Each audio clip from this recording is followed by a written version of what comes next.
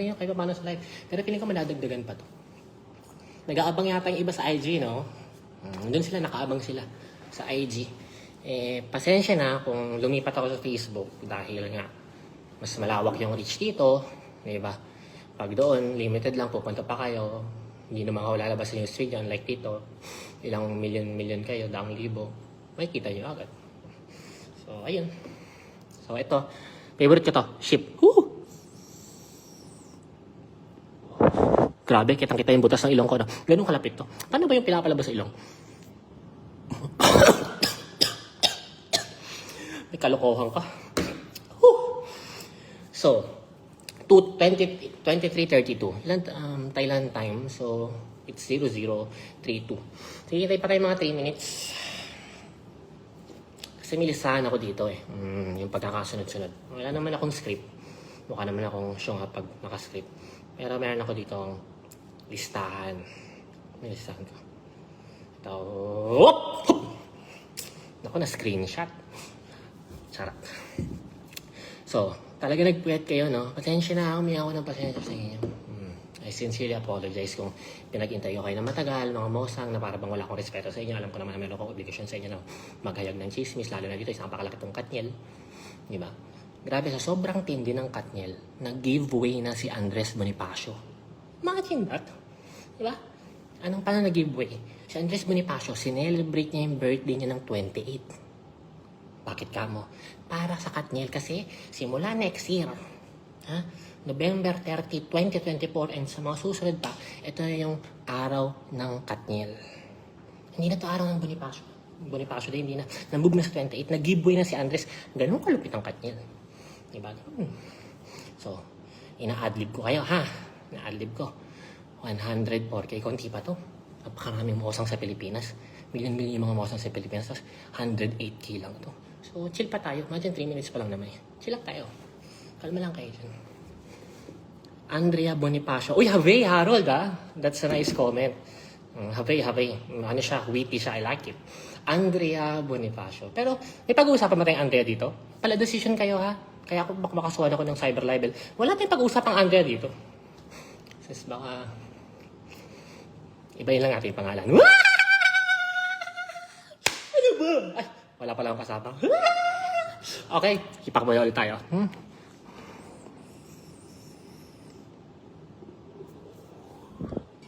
Damn. Nice, bro. Ship. Sarap. Okay, 1 minute. Mag-i-start na tayo, ha? 23. Bilang respeto sa mga nagpuyat. 23:35. So, that's 23:34. 00:34. 12:34 a.m. Sorry, nag-military time na ako. Alam na, ganun na ngayon, military time na. Mga 1 a.m., 2 a.m., 3 a.m. Yucks! My God, that's very local, you know? Ew! Dapat pag shala ka. Bro, what time tayo mag-meet? Mali, Tagalog pala yun. Ulit, English. Hey bro, Chris, what time are we going to meet? See you at 2200. Boom! Dapat ganun! My God, kadiri naman yung see you at 10 p.m. Yucks! My God! Diba? Op, hipak muna tayo.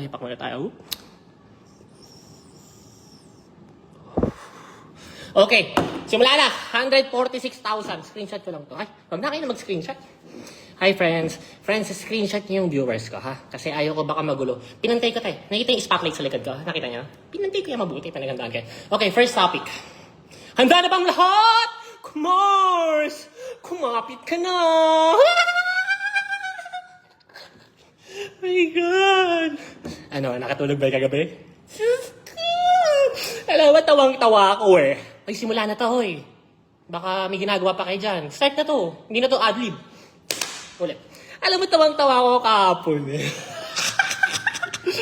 Kahapon ba? I mean, kanina, tawang-tawa ako. Binash-bash pa ako ng mga Katniel fans. Sinungaling ka naman! Scammer! May kaso ko nga sa Pilipinas, ba't kami maniniwala sa'yo? Kang scammer! Tapos bigla nag-post yung Katniel, si Catherine, si... Nandiyan na movie. Katniel. Sobrang satisfying. Ang tanong ngayon, eto na ang tanong ng bayan. Siyan! Paano mo ba nalaman?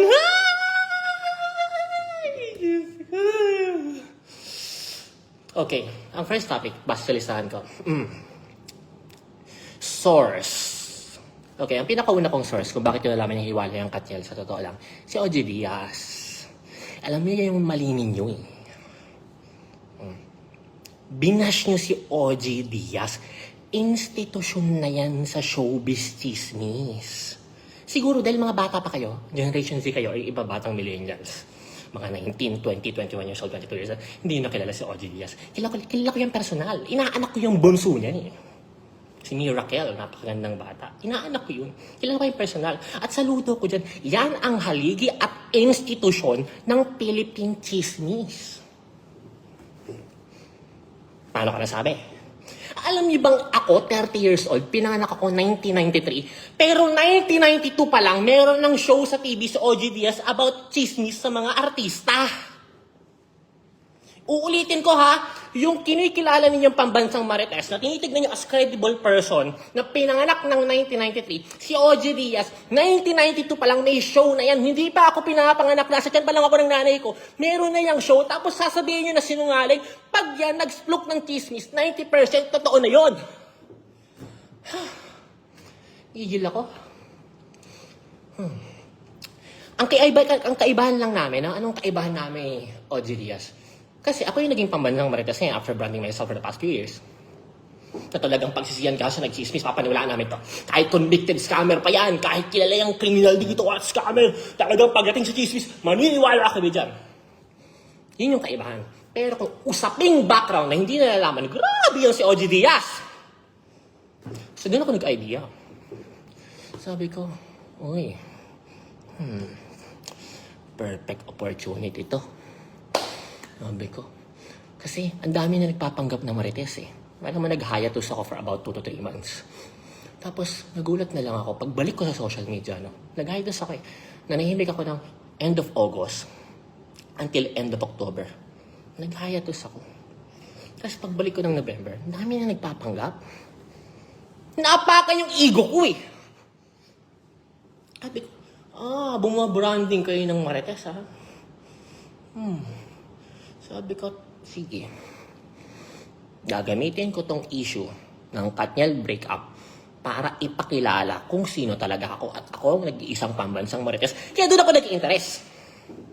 Ngayon, syempre, hindi naman tayo pwedeng focus lang kay OG Diaz. Pag sinabi yung source lang niya or siya lang talaga, yun lang yung papaniwalaan. Hindi naman pwedeng ganun. So ako, ang ginawa ko, dami kong kinontak, die! Imagine, nasa Paris ako, chinecheck yung mga Aurora Borealis, saka yung Eiffel Tower, pero may mga kachat ako, break na ba yung Katniel? Whoop, hipak ko na, hipak. Ship. Okay, so, after confirming 4 sources, sino yung una? OG Diaz. Tama? Yun yung una eh. Pangalawa, pangatlo, pang-apat, hindi ko na pwedeng sabihin kasi I-protect my sources eh. Pero nung na-compare ko yung ika-apat, eto na, isa-set ko na yung date. Dapat mag-announce ang Katniel ng kanilang breakup November 30, Andres Bonifacio Day. Pero sabi ng mga sources natin, ayaw pa daw nila paalam sa mga Katniel fans. Matagal na pala, Mars. Hindi pala recently. Pero dinedelay lang nila yung announcement. Okay, maingay ha. Baka may makarinig eh. Atin-atin na lang ha. Okay lang ba? Matagal na palang break. Check ko lang baka may makarinig. Matagal na pala. Ayaw lang nila paalam, dinedelay nila. Pero dahil pala desisyon ako magde-decide. Gusto ko i-announce ng Katniel ang kanilang breakup katapusan ng November 30. Bakit ako? Ako masusunod. Kailangan i-flex ko yung ego ko eh. Ako yung pambansang Marites! Something like that. So, November 30. So, anong ginawa ko? In-announce ko midnight, November 29. In-announce ko ngayon, November 29. So, pag-announce ko ngayon ng November 29, Oh, boom! Na-pressure sila. Wala silang magawa kasi naniniwala na sa akin lahat ng tao. So, kailangan na nila linawin once and for all. And I gave Catherine a favor. Pagod na yan. Pagod na yan sa pambababae ni ano. Pagod na yan. Sa tingin nyo, for the last 11 years, isa lang? Dami, boy. Napakarami. Dami pang naglaplitan sa akin. May mga usapan pa sila, may mga picture pa sila. Ang dami. Kaya para sisihin natin yung isa sa isang breakup. Mali yun. Pagod na si Catherine. Parang putik. Ito na ako yung buong buhay ko. 11 years na to. Pag-artist ako, nakadikit na ako dito. Ilang beses na akong niloko. Ilang beses ko lang nahuli.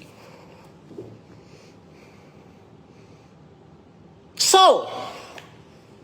May listahan na kayo. Ano ba talaga yung reason of breakup? Maliban sa pagod na, no? Maliban sa pagod na talaga si Catherine.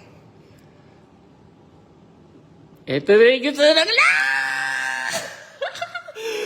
nakakapit ka na ba? Ito na, ito ang ship. Oh. Boom, pani, ship. Ito na. Ang tanong ng bayan, Sian, totoo ba yung K? Andres Brillantes? Kayo ingay ba? Atin lang baka may karinig dito na iba, di ba? At least kahit 10 lang tayo dito sa GC natin, okay lang yun.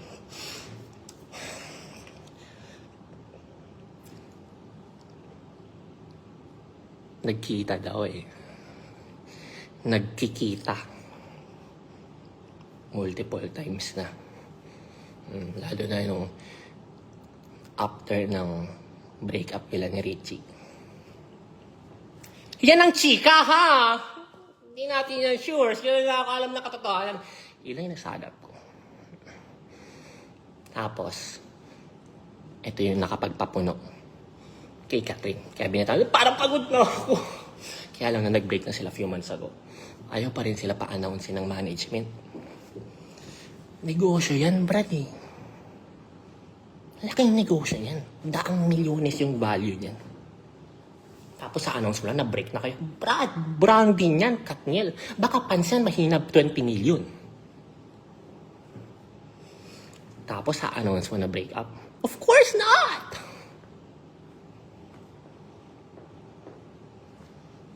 So, eto ng chika. May kakapitan ka na ba, Mars? Huwag kayo masyado maingay, baka may makarinig sa atin. Eto pa lang si Andrea. Hobby pala niya yan.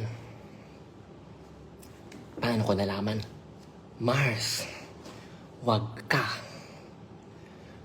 6 na sikat na personalidad ang nag-chat at lumapit sa akin. 6. Sa English, 6. Para sabihin na ito palang Andrea, yung jowa nila, yung aura nila, pew! No comment. Baka ma-cyber libel ako eh. Mahirap na. Total 10 lang naman tayo dito. Hilig pala niya yung... Ito pa mas matindi.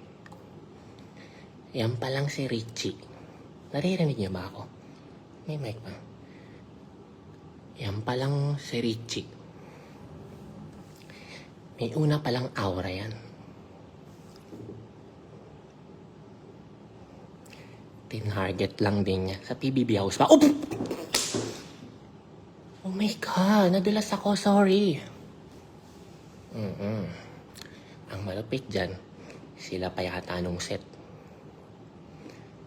Overlap, Mars. Kaya, nung nag-break na sila ng Richie, ito na, Kuya DJ, pew! Yan pala yan. Pero, Nagulat ka, no? Nagising yung anak mo sa gilid, no? Pero hipak muna tayo. Hindi natin pwedeng sabihin na si Andres lang ang may kasalanan sa hiwalayang ito. Dahil may posibilidad na few months ago, 3 months ago, 4 months ago, 5 months ago, 6 months ago, hindi natin alam masigurado, may hirap magbanggit dito, baka matawag tayong fake news kung ano man yung alam natin. Basta few months ago, pwedeng break na talaga yung Katniel. At dahil nalaman ni Andres Bonifacio na break na pala at single na si Kuya DJ, eto na yan. Target. Para bang na-challenge siya. Pero crush niya talaga to. Love na love niya talaga to. So, anong pinapoint out ko? Para i-rule out natin. Para i-rule out natin na ang may kasalanan sa hiwalayang ito ay si Andres Bonifacio lamang. Mali yun. That's emotional. Parang may masisi lang tayo, meron lang tayo mapagbalingan ng galit natin. Mali yun. Hindi natin masabi dahil ito talagang lalaki. Talagang mahilig talaga for the past 11 years. Image loyal lang. Kaya lang, walang natatakot na pumalag, mag-expose, i-post ng mga babae o ng mga kaibigan expose kasi gusto eh. Brad, bigating pamilya yan. Daming connection yan sa showbiz at sa mga politika. At sa politika, mga politiko. So ngayon, para i-post ko na, si ganito, dinate ako yan. Hindi pwede, Brad. Yayariin ka niyan. Papahirapan yung buhay mo. Kaya, for the past 11 years, tumagal na mukhang loyal lang siya. Nagets niya ba yung punto? Kasi takot lahat. Walang lumalaban talaga. At ngayon, going back, so napagod na nga si babae. Pagod na sa mga pamababae niya. Nag-break sila. At possible na nung nag-break sila, doon lang sumausaw at pumasok sa eksena si Andres Bonifacio. So to rule out na siyang dila ng hiwalayan, mahirap masabi. Ngayon, lumabas na lang sila sa screen sa kanilang mga official statement. Siyempre, for the sake of business, kasi kahit hiwalay na rin naman sila, tuloy pa rin ang negosyo as separate branding. Ano yun? Ba't parang tatalsikan ko ng laway yung camera ko? Laway ko ba yun? So, okay na mga Mars? Ha? Patiknin ko na listahan ko. Okay na Mars. Salamat sa pakikinig. Huwag mo na lang sana ipagkalat, ha? Atin-atin na lang baka sabihin, chismoso ko. O screenshot nyo nga itong 345,000. Boom, panis.